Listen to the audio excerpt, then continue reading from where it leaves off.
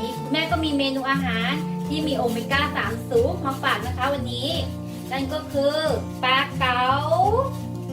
วันนี้คุณแม่จะมาทำข้าวต้มปลาเก๋าให้น้องน้ำอุ่นนะคะมาดูกันเลยค่ะว่ามีขั้นตอนทำอย่างไรบ้างเมนูนี้ที่ใช้ก็คือมีปลาเก๋ามีขิงแล้วก็ข้าวแล้วก็กุ้งช่ายค่ะมาดูเลยนะคะว่าแม่ทำอย่างไรตั้งน้ำให้เดือดนะคะใส่ขิงลงไปเลยค่ะ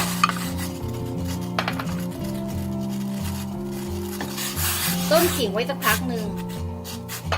ตามด้วยปลาเลยค่ะ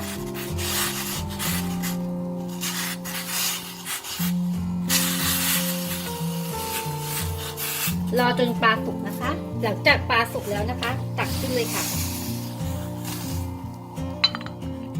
ตักขิงขึ้นมาด้วยนะคะหลังจากเอาปลาขึ้นมาแล้วทิ้งไว้ให้เย็นค่ะแล้วเรามาตรวจดูอีกทีว่ามีก้างปลาหลงเหลืออยู่ไหมเพื่อความปลอดภัยของน้องนะคะช่วงในการรอนี้เราก็มาต้มข้าวก่อนเลยค่ะต้มข้าวร้อนนะคะหลังจากข้าวต้มสุกแล้วนะคะเริ่มเละแล้วนะคะใส่กุ้งช่ายลงไปเลยค่ะ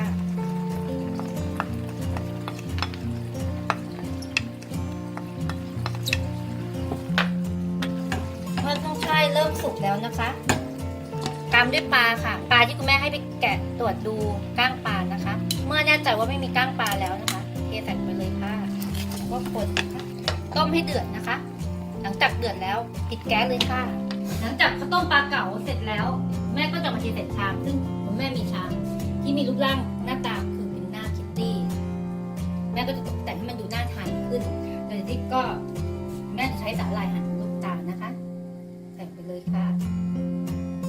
ใส่กลมๆแต่งเพื่อความน่ากินให้ดึงแล้วก็ใส่นี่เลยค่ะจมูกคิตตี้แล้วก็อะไรต่อคิตตี้มีหนวด3หนวดเหรอนี่เลยนี่เลยที่มีหนวด3หนวดแล้วก็ใส่นี่เลยเพื่อความน่ากินของในครัวคุณแม่มีใบกุ้งช่ายหรือแม่ก็มาตกแต่งให้เป็นดอกไม้หนวดคิตตี้เป็นขาดอะไรนะขาดเกสรเรามาทำเกสรให้มันเลยยังดูไม่ค่อยสวยคุณแม่ก็ทีเรียบร้อยแล้วข้าวต้มปลาเก๋าก็น่ากินจังเลยแม่ก็พยายามหาอุปกรณ์ช่วยเพื่อทำให้อาหารดูน่าทานขึ้นเพื่อดึงดูดให้น้องอยากทานสำหรับเมนูข้าวต้มปลาเก๋าที่มีโอเมก้า3สูงเสร็จเป็นที่เรียบร้อยแล้วนะคะถ้าชอบเมนูนี้ฝากติดตามช่องน้ำอุ่นแฟมิลี่ฝากกดไลค์กดแชร์กด Subscribe ให้ด้วยนะคะและเดี๋ยวแม่ก็จะมีเมนูต่อไปมาฝากอีกค่ะ